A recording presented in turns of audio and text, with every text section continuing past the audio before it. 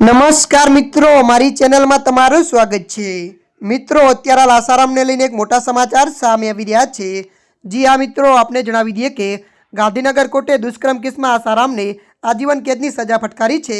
અગાઉ સુપ્રીમ કોર્ટે 7 જાન્યુઆરી 2025 દુષ્કર્મ કેસમાં આસારામને સ્વાસ્થ્યના આધારે 31 માસ સુધીના વચગાળાના જામીન આપ્યા હતા। આ પછી ગુજરાત હાઈકોર્ટે 30 જૂન સુધી જામીન ગ્રાહ્ય રાખ્યા હતા। ત્યારબાદ 7 જુલાઈના સુધીના જામીન લંબાયા હતા। જો કે હવે આસારામને વધુ એક વખત રાહત આપવામાં આવી છે, જેમાં ગુજરાત હાઈકોર્ટે 21 ઓગસ્ટ સુધી આસારામના જામીન લંબાવ્યા છે। મળતી માહિતી મુજબ હાઈકોર્ટે સુરત દુષ્કર્મ કેસમાં ત્રીજી વાર આસારામના જામીન લંબાવ્યા છે। મેડિકલ ગ્રાઉન્ડ પર જામીન લંબાવવાની માંગ કરી હતી, ત્યારે હાઈકોર્ટે હંગામી જામીન આપ્યા છે। આગામી 21 ઓગસ્ટના રોજ વધુ એક સુનાવણી થશે। જામીન માટે હોસ્પિટલ અને ડોક્ટરના સર્ટિફિકેટ રજૂ કર્યા હતા, જેમાં સર્ટિફિકેટ ચકાસવા માટે સરકારી વકીલે સમય માંગ્યો હતો। ત્યારે મિત્રો, હાલ માટે આટલું। મળીશું નવી અપડેટ સાથે। જો તમને અમારો વિડીયો પસંદ આવે, લાઇક, શેર અને સબસ્ક્રાઈબ કરી નાખજો। ધન્યવાદ।